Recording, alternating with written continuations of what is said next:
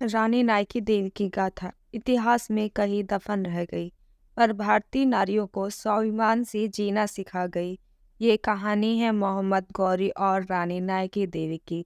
जंग का मैदान था सन 1178। गुजरात के सोलंकी राजा अजय पाला की मृत्यु के 7 साल हो गए थे।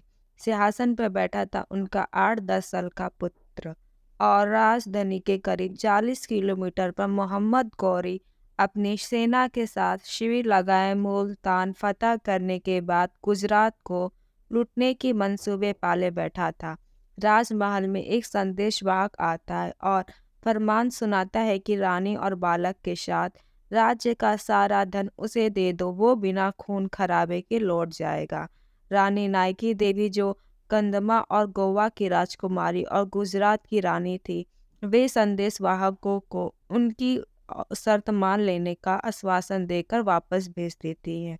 संदेशवाहक जैसे ही गौरी को ये बताता है कि उनकी शर्त मान ली गई, तब मोहम्मद गौरी खुशी से झूम उठता और थोड़ी देर बाद उसे अपने खेमे की तरफ घोड़े और हाथियों के झुंड की आने की आवाज़ आती है।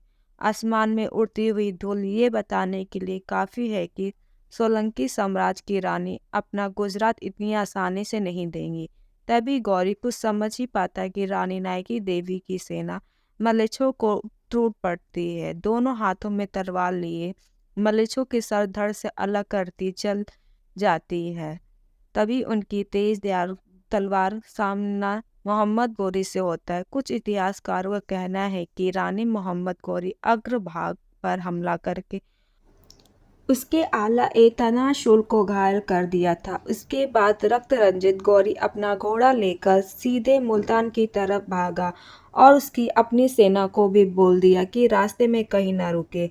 मुल्तान भागते समय अगर उसका घोड़ा ग्रस्त हो गया, जमीन पर गिर जाता, तो गौरी अपना दूसरा घोड़ा बदल लेता था, पर रुकता नहीं था। इसके बाद गौरी में इतना खौफ हो गया, फिर उसे दिल्ली पर तो वार नहीं किया, पर कभी गुजरात की तरफ नहीं देखा। यह हमारी भारतीय नारियों के लिए प्रेरणादायक है और यह भारत के इतिहास के पन्नों में